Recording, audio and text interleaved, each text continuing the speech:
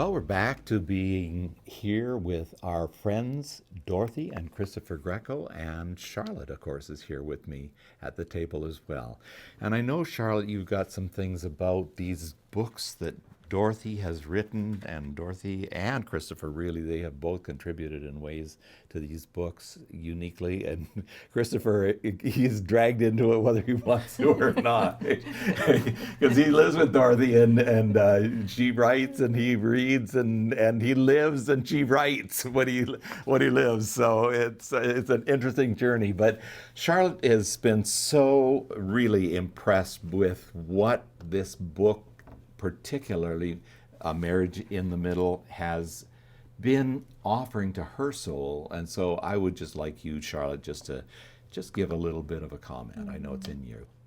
Yes, I'd like to say to our listeners that both of these books that have been authored by Dorothy Greco are just outstanding books on marriage. I told Dorothy I had given up on Christian books about marriage because they seem to be describing a fairy tale marriage that was never mine, believe me. And her books just hit home. They're real, they're authentic. And this, Making Marriage Beautiful is the first one. And now this one, Marriage in the Middle, I resonated so deeply with it. I just really want to encourage you as a listener to really invest in these books. If you care about your marriage, and I know that you do, and those of you who are in midlife or beyond, like we are beyond right now, Brant and I, the Marriage in the Middle one just captures so many things that are so valuable and important.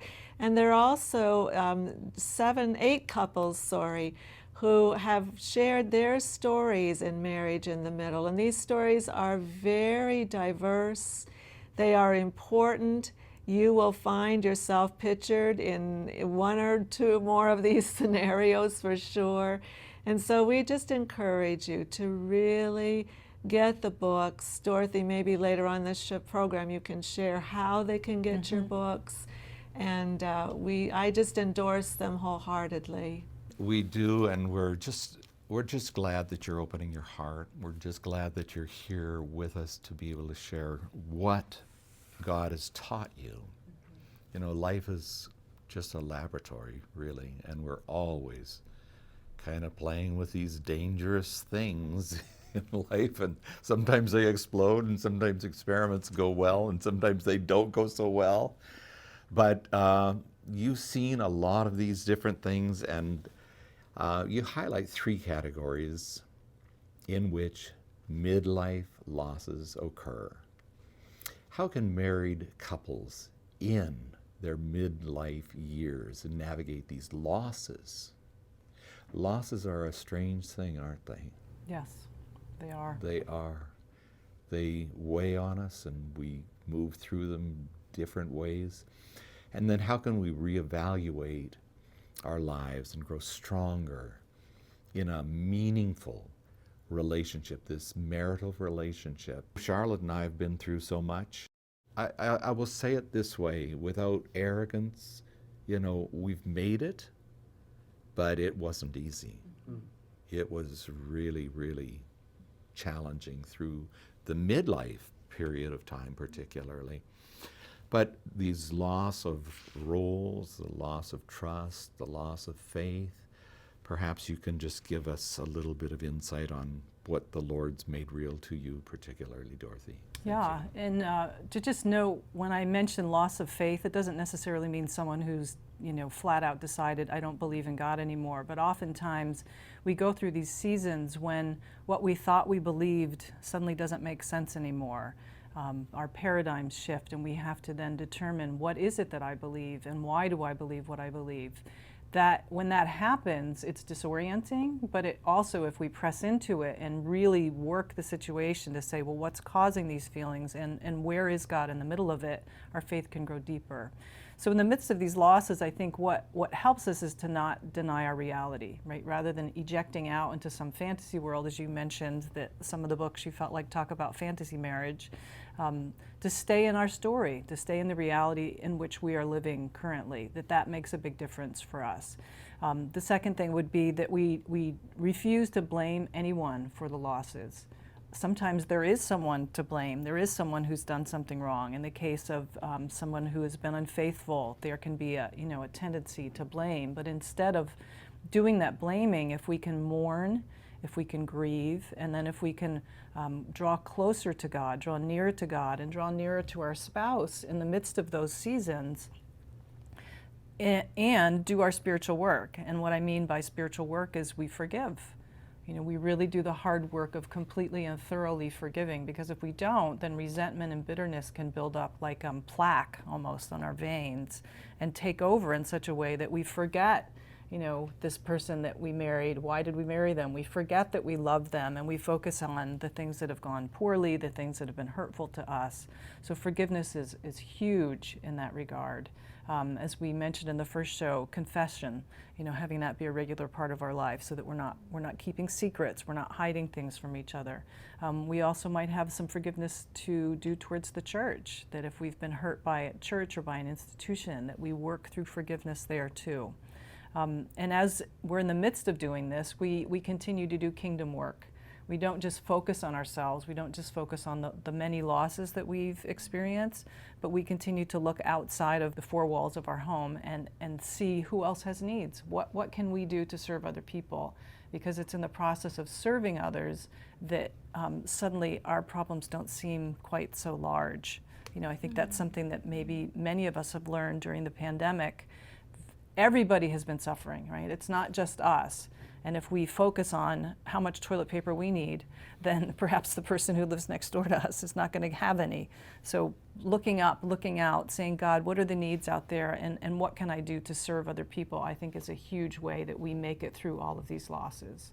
Some of these losses that you mention in your book, they include loss of roles, where people in midlife stages really feel at sea with their own identities. What do they do now? Maybe things they trained for are taken out from under them. Can you just share a little more about that? Yeah, there's certainly loss of roles in many different categories. It can be vocational, as Christopher talked about during the first show, that it's not uncommon during midlife or 50s and 60s for people who are super competent, who maybe know more than they've ever known before, to find themselves out of a job because it's easier to hire somebody who's quicker and cheaper, right? And so all of a sudden this thing that, we have spent our entire lives working and developing and becoming really proficient at, suddenly somebody else is telling us, actually, I don't want you anymore. That is, hugely destabilizing in our lives, particularly I think for men to have to go through that. For both men and women, the loss of role in terms of parenting. If we are parents, again, we go from a space of being with our kids 24/7, year after year after year. They know us, we know them better than anybody else on the planet. And then when we launch them, which was the point, right? We want them to successfully launch, to go out on their own. We don't want them living in our basement forever.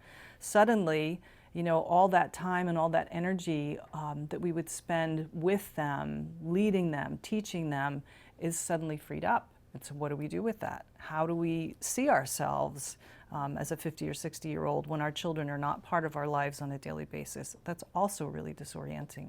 And then even in terms of our relationship with our parents, we've always seen ourselves as a daughter or a son.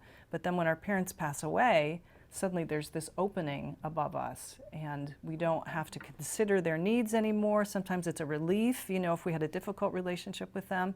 But again, there's a sense of something is missing in our lives. Something that has been very important, very essential for us is no longer there. So how is it that we accept that? And then we figure out, well, what does it look like now? What's the next season of my life going to be? Dorothy, we hear a lot today about attachment theory that was developed by John Bowlby, the British psychologist. And why is this theory so important, worth exploring, particularly in the light of God's desire to nurture an intimate relationship with us. And I think there's a direct bearing here. Yeah, I mean, in the past, it's only, I think, been in the last like 20 years that people have begun to apply attachment theory to adult relationships. Like earlier, it was simply applied to children. But now what they're seeing is the way we learn to attach as children affects how we have relationships today, in particular, this closest relationship that we have. So it's very interesting to me because God is so intentional. Like, why did he design us as human beings who are arguably, most of the time, the most intelligent species on the planet? Why did he design us to be so needy for so long, right? Every other single creature is independent much more quickly than we are, and yet we're the most intelligent. Why is that? And if God is intentional, I think what he means to do during that time is to teach us what does it mean to attach to another human being so that we can ultimately attach to him and many other people in our lives. So if we think about it, this will be like a very, very short version of attachment theory, and there's resources in the back of the book in my appendix that people can look up and read more.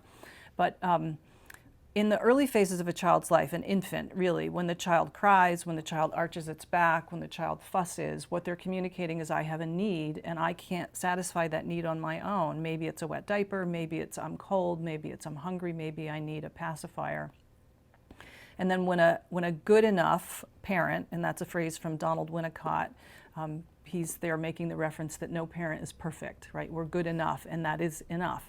So when a good enough parent faithfully, consistently, and lovingly meets that child's needs, then the child learns that needs are good because needs draw me into relationship, right? When I express my need, a person comes and meets the need, and I have both the need met and an emotional connection. The baby learns that I'm worth loving even when I'm needy. And that's something that many of us are still at odds with. Like, we don't like to be needy. We want to do it ourselves. We don't want to have anybody else that we need to depend on. But if we learned those lessons well during the first 2 to 3 years of our life, if we internalized, I'm lovable, needs are good, needs draw me into relationship, then we have the capacity to move on from mother and to individuate and to have other relationships with other people that are secure, because we have a secure sense of attachment. And this is obviously all happening subconsciously. Babies and toddlers have no idea that this is what they're doing, but this is the way God designed it. So if, in fact, we did not have a good enough parent, which happens for many reasons, maybe you have a parent who was addicted or who was deployed in the military or who was so taken out by caring for a sick sibling or a sick parent that they were just not able to be present to you. In those situations, then we can end up having an insecure attachment. And that has various iterations, and essentially what it could be is disorganized, which means that we don't really have a good filter and we trust people that we shouldn't trust, and oftentimes it can lead to an abusive relationship. We seem to lack the capacity to really discern who is worthy of my trust. Avoidant is another type of disorganized or insecure attachment. And when we're avoidant, when things get difficult or when someone expresses a need of us, our tendency is to back away, to avoid the person, to avoid the situation, because it just feels like, I don't know how to meet that need. That's too much. I can't deal with that. And then the last one would be anxious. And when someone is anxious, if you think about it in terms of a conflict, and this was the case for us early on in our marriage. So I was the anxious one, and Mr. Avoidant. he was the avoidant one. So when we had conflict, I would break up with her. That Yes. would be how I would deal with it. pre-marriage, this didn't happen Yes, since we right, were that's married. true. He would need space because my neediness just felt like too overwhelming for him. So he would just back away, back out of the relationship. I would get anxious and feel like, what is it that I can do to try to fix things? How can I reestablish the connection that we used to have? And that pushing and pulling is really maddening when a couple have those two opposite styles of attachment. They can go around and around and around and feel like they never have meaningful conflict with each other because they're always needing different things. So if we understand what attachment style we have and understand what attachment style our spouse has, that in and of itself can be hugely helpful, because then we can realize, oh, you're doing that avoidant thing right now. Okay, I see that. Or, oh, I feel really anxious in this situation. Can you help me to connect to you so that I don't feel so anxious? So there's been quite a bit of work that's happened in the past really 10 to 15 years that can help us as couples understand what does it look like to attach, to connect, because that's God's goal, is that we really deeply connect with each other and with God. In the research shows, it's a positive thing, because some people can feel this theory and feel like, oh, so what happened in the 6 months of my life has determined my destiny. That feels unfair. I don't feel that can be important. But what the research shows is when there's a little bit of actual secure attachment in the marriage, that the whole water level comes up for the marriage. So if there's some security, then the other person can become more secure. And either of us at any time could actually, through our relationship with God, if we internalize that in a deeper way and apply that, then we become a home base for our spouse, and we're no longer chasing each other around, but we're actually able to be stable and present. And as soon as that health comes in, then the other person grows in health. So whoever is getting this and perceiving it and growing in it, it's going to benefit the couple, even if both people aren't working on their stuff. If you just become a little bit more secure and stable and available to your spouse, it actually helps your spouse. Yeah. Yeah, it's a huge topic, and one that we probably could have spent a whole program on, but I encourage you, read Dorothy's book. There are many resources there too, and this is such an important area. I wish I had had a much better understanding of attachment theory when I was younger, and certainly before I got married. It would have probably helped us navigate some real crises. But anyway, those of you who are just contemplating marriage or are just newly married, wow, you have such an opportunity to learn so many valuable things. And actually, you know, I would say this, there's more resources that are available nowadays than we ever had. And actually, I mean, we can reflect back at things that our parents had told us, how absolutely bare the cupboard was, you know, as far as resources or tools or understandings. And, you know, yet we feel like we came into marriage very naive, extremely unprepared and extremely naive about, you know, fractures that were within the feet of our clay feet, and our family origins and the conflicts and the things that were all out of whack there. But Charlotte, I know you've got another question, so why don't you just begin with that? Dorothy, there are many profound quotes in your book, Marriage in the Middle, but one of them that really struck me was that one of the gifts, of middle life is that we begin to have enough self-knowledge and humility to pause and to discern the essence of our issues. And our differences call us into deep waters of vulnerability. And I think that's one of the things Brant and I have been experiencing lately, is celebrating our differences, realizing that God has given those for a reason, for a purpose, to complement each other. Would you share examples of how you have reconciled, you and Christopher, your differences and adjusted to them? Yeah, and we'll tell you a funny story that when we did our premarital counseling, I don't know whether it was Myers-Briggs or which test it was, but the day that the person who was marrying us sat down with us, he sort of took a deep breath and said, okay, this is going to be hard. And indeed, we were off the charts in opposite ways on many of the traits. So we are two very different people. And the ways that we're the same is not always helpful, because we're both super opinionated and we're both very strong-willed. You know, so when you have that combination and the fact that we have so many differences, early on we had quite a lot of conflict. We're better now. We're better now. We know how to deal with it more. I think that one of the ways, I'll just give couple quick examples is I, as a photographer, I'm a very visual person. So what is around me, even in our home, is really important to me. Having order, super important. It helps me to feel at peace. It helps me to feel relaxed, and it helps me to connect with the Lord even. So in our house, it's really, really essential that the house is, for the most part, orderly and picked up and has beautiful things on the walls, photographs, we have plants, whatever, sometimes it's very small things that just usher in beauty. And I think early on for him, maybe that wasn't so important, but now that he has come to appreciate me, he sees the importance of this. And it matters to you now too, I think, don't you? Yes. So what our house looks like it bothers him if it doesn't look orderly and neat and beautiful. So I think that's one way that I brought something in that has influenced him. One of the challenges that we have had to go through is for the past 20 years I've had chronic health issues. And those health issues have really impacted our marriage in a pretty profound way. And everything from my earning capability to when we go on vacation, we have to be rather careful about what's the bed like that I'm going to sleep on. And, are you across the street from a hospital? Because I won't be able to sleep through all the sirens. So small ways, but also really big ways. I lack energy. I have a lot of pain that impacts our intimate life. And he has had to reconcile, as I have, how those limitations affect me on a daily basis and how they affect the two of us, both on a daily basis, but long term as well.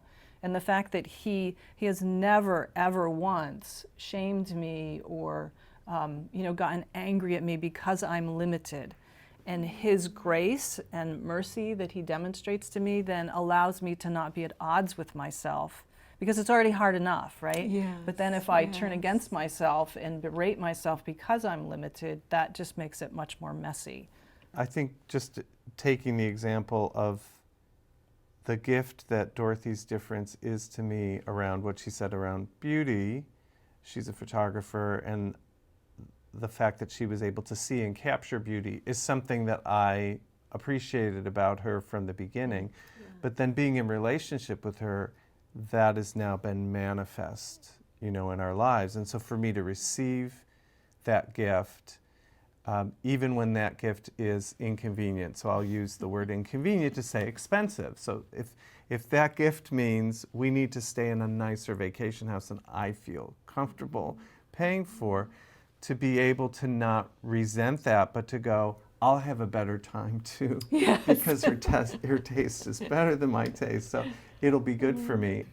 After one of the vacations that we did with our boys, 5 or 6 years ago, one of their takeaways was, let Mama make the reservations for where we're staying, because the way we worked it out is he made the reservations for the first couple nights, and then I made the reservations for the last part. And the first part, it got better as we went. Yes. Let's put it that way.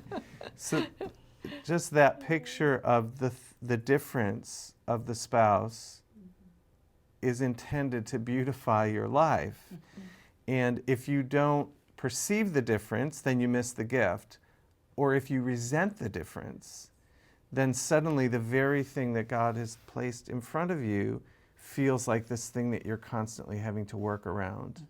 And so even the fact that we made a decision to move from an urban setting to a wooded setting, and part of what motivated that was that I knew that for Dorothy to be in a more peaceful, beautiful place that wasn't chaotic might actually be helpful for her health. It isn't just like, I like this better, but it's like, I think that I'll be able to sustain the life that we're living better.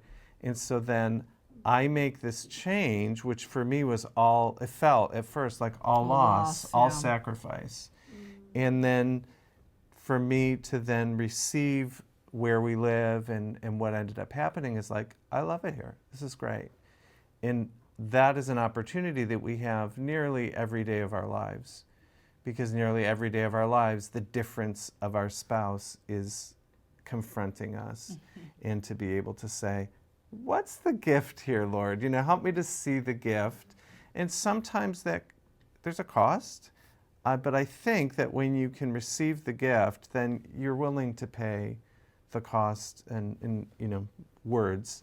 when she said, like, the mess that I bring into the house is books and ideas and and I'm working on that project, and so I like have this pig pen of creativity, chaotic creativity around me that I bring in, and for her to be able to go, this will be manageable at some point.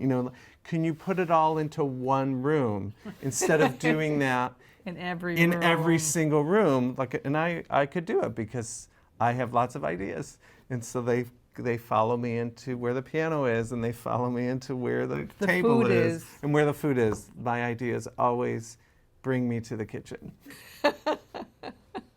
Yeah, the focus room of the house for sure. So now we get to a real nitty-gritty topic, sex and marriage. And Dorothy, you quote psychologist Julie Slattery, who says that out of all the things that God has created on earth to teach us about his character, none is more powerful in all of creation or pervasive in Scripture than the marital covenant and the place of sexuality in it. That's a powerful statement. You also write, Dorothy, that both religious and secular culture have largely failed to offer a healthy, balanced perspective of sexuality. Would you share how our hypersexualized culture and the extreme opposite of that, a highly repressive, everything is forbidden kind of approach, does not fulfill God's intent and leaves lasting wounds, actually, that need to be healed?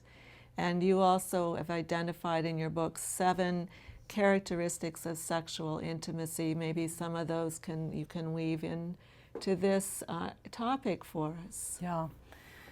I don't think that anybody could really deny the fact that American culture is hypersexualized. One has to only watch commercial television for a half an hour and see the ads, or, halftime show for the Super Bowl, right? The objectification of women's bodies. Women's bodies used to sell everything from websites, thinking of GoDaddy, their ads were always among the most offensive, to the ways that Pee-wee cheerleaders emulate the cheerleaders for professional football, and in ways that when we have watched our kids play football when they were younger, seeing some of these girls who are 7 and 8 replicate the moves of the professional cheerleaders that were really horrifyingly offensive. But that's normative in our culture, right? We can't escape this hypersexualized culture. We can't. Like, no matter how hard we try, it's everywhere, which is part of why the levels of addiction for pornography are so great, right?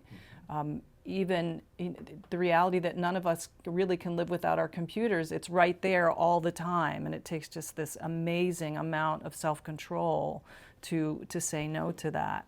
So there's the hypersexualized, which also communicates that, as long as two people are consensual, anything that you want to do is completely fine, whether that includes S&M, making your own home pornography, whatever you want to do, as long as no one is getting hurt.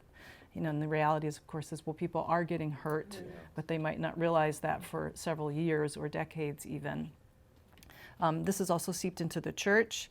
I can't tell you how many sermons I have heard, saying that we as wives are supposed to make sure that our husbands are sexually satisfied whenever they want sex. I don't really see that described quite that way in the Scripture. Or when a pastor talks about his smoking hot wife, there was an article a couple years ago that someone was really pushing back against that, saying, we don't really need to hear about your smoking hot wife during the sermon on Sunday morning. But again, you see it just like seeps in, it seeps in, and it seeps in. And I don't think that that's God's intention for what marital sex is supposed to be. And on the other side, you have the extreme purity culture, which for years has communicated that any kind of sexual desires or sexual feelings are bad, which then puts us at odds with our feelings and at odds with the bodies that God gave us. Because as teenagers, as the hormones begin to flow through your body, we had sexual feelings during that time. Obviously, we need to learn how to steward them, but what the extreme purity culture communicated, I think, again and again, is if you lose your virginity, then you have lost your value to culture. And there's something about that I think is terribly misogynistic and also very misguided for any woman who was raped or who had was accosted by someone who had sex not by her own choice, or also someone who just made a mistake and went further than they wanted to go. And it's also a horrible message for somebody who's 40 and single, right? Which, if what we're saying is, you have to steward your sexuality and deny it until you're married, well, then what about the single person? Like, what are we communicating to them? Right. So we're not aiming to shut down our sexual feelings or our sexuality. We're trying to learn how to steward it, and we're not aiming to say anything is possible, whatever you want to do is completely fine.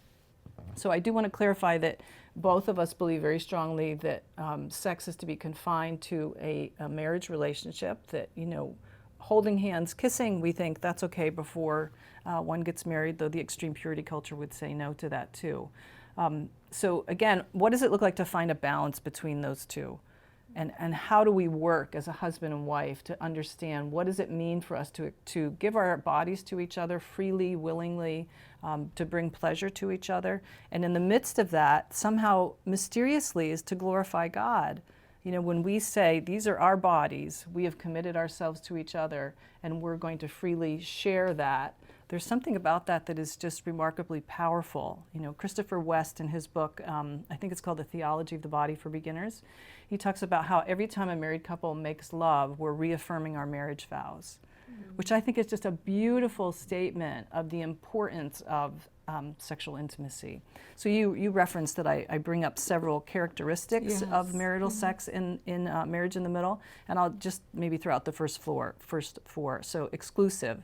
When we commit to someone, what we're saying is, I'm not giving my body to anybody else, and I'm not even going to give my thought process to somebody else. So it's monogamy, fidelity, both in body and in mind, and I think that's important. Oneness, in Genesis 2, it talks about the two shall become one, that is God's goal for us. So what we want is for marital sex to make us feel closer to each other, that we feel more bonded after we've made love than before, and that's part of why it's such an important component. And then mutual, meaning that there's no coercion. There's no sense of somebody saying, you owe me this, and this is your duty or responsibility, but rather, us saying, what about tonight? And really checking in with each other so that we know that we're on the same page, and there's desire that's on both parts. And there's pleasure for both parts, because again, I think something that our culture does is that we communicate that the man needs to have pleasure, but we don't necessarily talk so much about the woman's pleasure. And as a result, it can be very self-centered for the man, rather than him being sacrificial and really aiming to please his wife. It really connects to him more than anything else. The trajectory in our culture of the two poles, the no holds barred pole, and everything is off limits. Right. The restraint came first, like within American culture. If you look at the notion that this is bad, sex is bad, that message came first, and it came primarily from Judeo-Christian teaching. Right. And then the rebellion against that, came in the 50s and 60s in American culture. And it's very easy to not see that those two are in dialogue with each other. So wherever you have this amazing amount of license and everything's okay, it is being driven by the shame of the opposite pole. But it's easy for us to miss that in the way that the reason why I know that is because I know that pushing into sexual addiction is an expression of shame that leads to more shame. And where did that shame come in? For me, it came in my Roman Catholic upbringing. So I took in the notion that the body is shameful, that sexuality is shameful, and how that manifests in my life in my teens and my early adulthood is that I became then sexually addicted. And that was pre-internet, whatever. So you could through pornography or through imagination, you could make, those leaps. But it was all at core shameful and self-destructive, and that's what it resulted in the relationship. And until you're kind of in that, you might miss that and think that the people who are exposing every part of their body are really free. And I don't know, like, how does that actually manifest in the life? And if we're thinking about the marriage, how does it manifest in the marriage? Are both people really comfortable in their own skin and really comfortable with the other person? Or are we displaying what our bodies are like so that other people can esteem us and think that's a hot couple? And I think any place where we're seeing a lot of this kind of external, look at us, aren't we sexy? I don't know that marriage is actually experiencing intimacy. It kind of feels like it's for us, for the audience. In marital sexuality, the audience of one is God. God is the only one that's witnessing what's happening between us. Nobody's watching. We're in it, and God is blessing it. And that's very different than this notion of us performing so that other people can mirror back to us our value. Yeah. Wow, that's a heavy thought. There's a lot to that. That's a lot to unpack there. It sure is, We're over Christopher. again. But, I think, Christopher, one of the things that we'd love for you to be able to share with us is, the major differences between men and women in regards to sexuality, in regards to intimacy, and how husbands can better nurture a sexual responsiveness in their wives. I think that's gotten so severely out of whack. These ideals that are foisted upon men in particular, I feel like we need to really get a different way of interpreting, a different way of understanding, and hopefully some of the things that you have worked through, particularly as you have looked not just at marriage, but you've dealt with this whole aspect of sexuality and helped people with your counseling, helped people with Living Waters, helped people for many years really navigate and come through to some of these things that are a more tender, artful, human, interactive kind of communion. And particularly in marriage, it can be rich. But for so many, it is very perfunctory.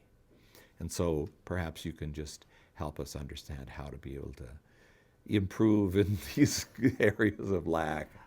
It feels to me that coming out of this performative way of understanding sex is like an important thing. Needing that we need our spouse to perform in a certain way, and that really, like for men, that my manhood is on the line. And am I performing up to some standard? I think when a man's view of sexuality is that, it's not really about his wife at all. It's all about proving something to himself. And oftentimes, as we see in some of these, stories of things gone wrong in colleges, that it's not even about her. He's proven himself to the guys around him. He's trying to show, look at what kind of man I am by the woman that I've captured and the fact that I've gotten through her boundaries. Mm-hmm. So when a man has that kind of view of sexuality, he's always going to be a predator. Because it's always going to be about capturing her, and it's not even for her sake. It's for how he comes off. So I think that's a key thing. For somebody who doesn't meet that standard, which was my story, then this notion of shame and not being adequate, not living up to standard, is something that then I could be trying constantly to overrule and to prove to myself. So it might not be a battle for proving myself before other people. Now I'm just proving myself to myself. All of that is bunk to me, because there's a person here that I can be present with and be connected with emotionally, and that brings me pleasure and it brings her pleasure.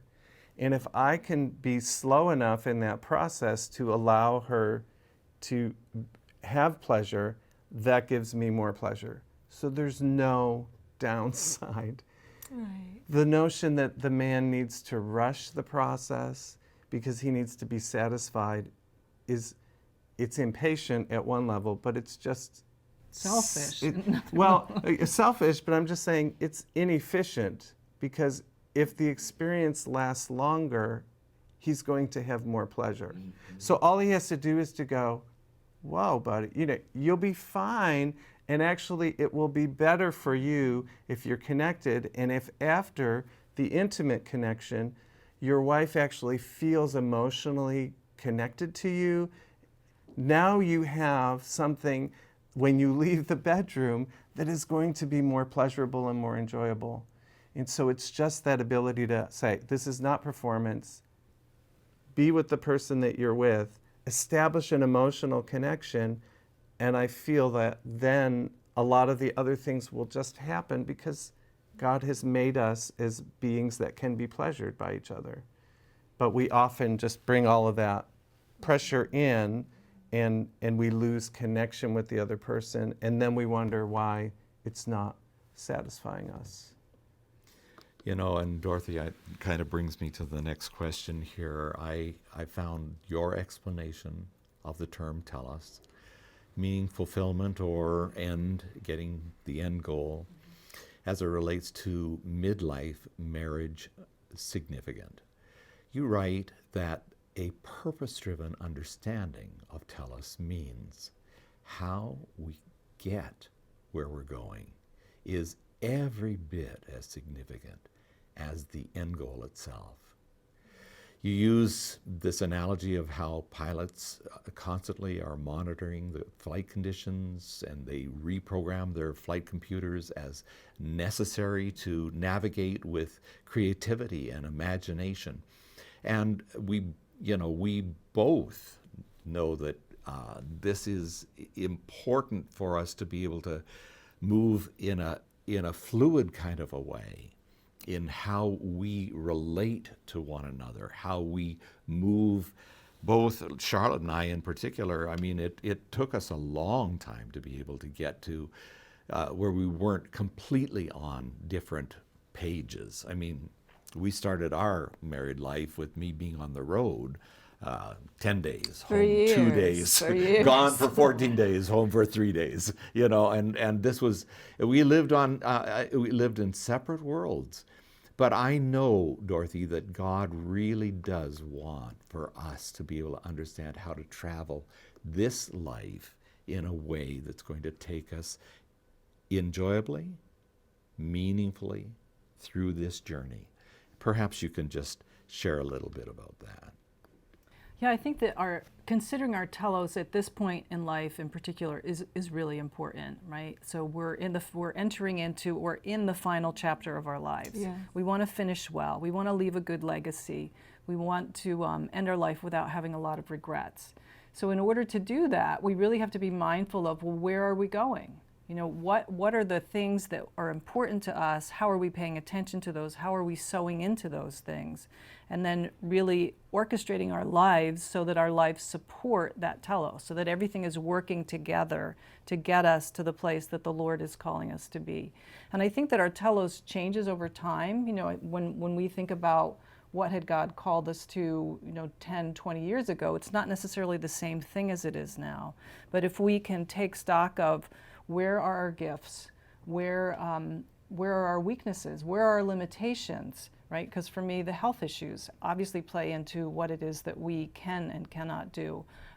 Those things all factor in as important. Where do we find the greatest joy? Years and years ago, I don't know, maybe it was in the first 5 years of marriage, maybe later than that, we took a group of people to one of the prisons, the local prisons, to do an Easter Good Friday service, right? And we both came away from that service feeling really energized, a sense of we want to do this again. There are particular reasons why we couldn't do it again there. We actually were told that we could never come back to there again because we had been so honest. So I think that we have the distinction of not ever having to worry about being sent to that jail. But we just couldn't get to it. There were too many other things that were going on, but it was always in the back of our mind. And then when Matthew, our youngest, went off to college, we both looked at each other and said, it's time. It's time for us to fulfill that goal that we thought that the Lord had called us to. And there are multiple prisons very close to us where we are now. So we reached out and we began to volunteer at the prison in Concord, Mass. And that has been a real source of joy for us, to go into that space where the people are often so forgotten. And I think one of the reasons that it seemed like an important thing for us is, as we read scripture, when Jesus talks about feeding the hungry and taking care of the poor and visiting those who are sick, like we could check off all those boxes. But then when we got to the box about the people in the prison, we just thought, we're not doing anything for those people.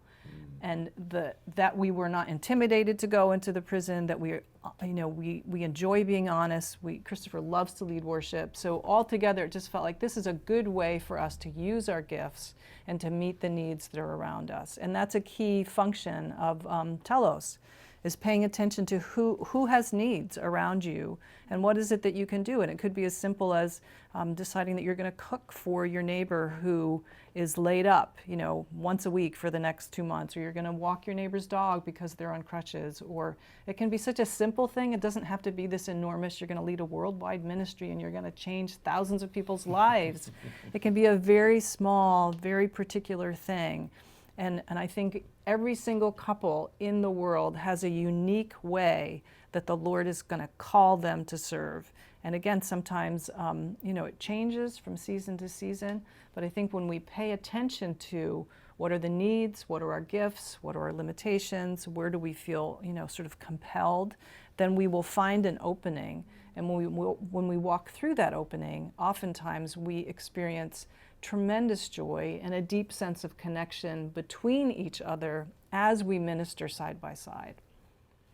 And we're witnessing that right now with you two. Like, if we look at you, we see that you are people who kept the telos in mind. Mm-hmm. And some of the hardest choices that you made were because you kept the telos in mind and you leaned into community, you leaned into the grace of God and thought, this is taking us in a direction that we don't want to go. And so it's when you see it in operation, you think that's what it's meant to be, that a couple later on in their ministry is actually experiencing more fruit, and everything, all of the losses, everything is all in that. So there's no denial. This is it, and now you're giving fully, and it's beautiful to behold. Thank you. We've got so many different things that we could touch on and we could cover and we could explore, and it's just been really wonderful having you here with us. I hope that you who are watching are going to be able to really receive something. And I really do want to re-emphasize the fact that these books are for you. These have been written for your benefit, for your good. And we encourage you to get them. We encourage you to read them.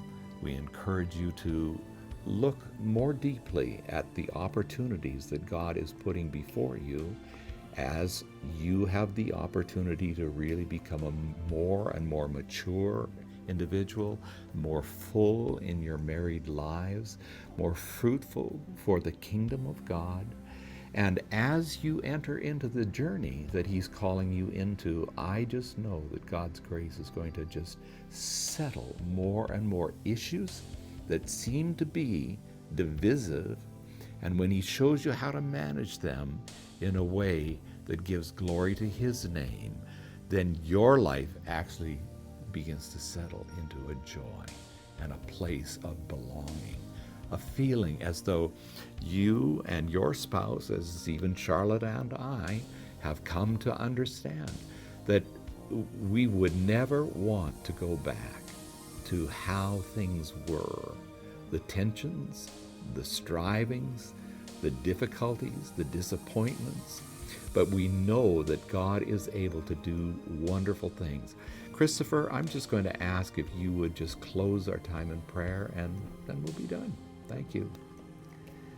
Well, Lord, thank you for the reality of your presence, and that you are with us in every season of our lives, that you are gracious to us in those times when we're particularly deprived.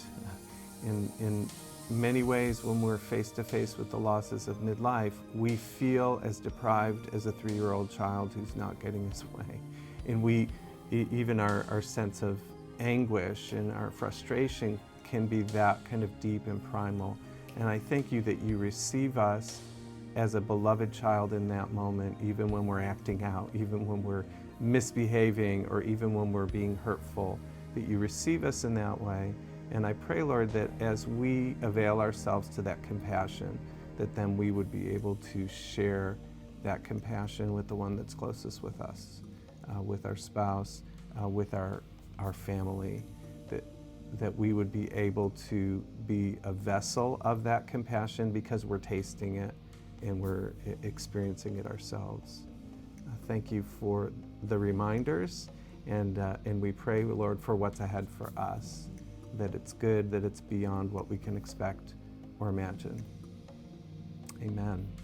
Amen. Thank you, Dorothy and Christopher, for joining us. And again, make sure you get that book and share it with somebody. God bless you.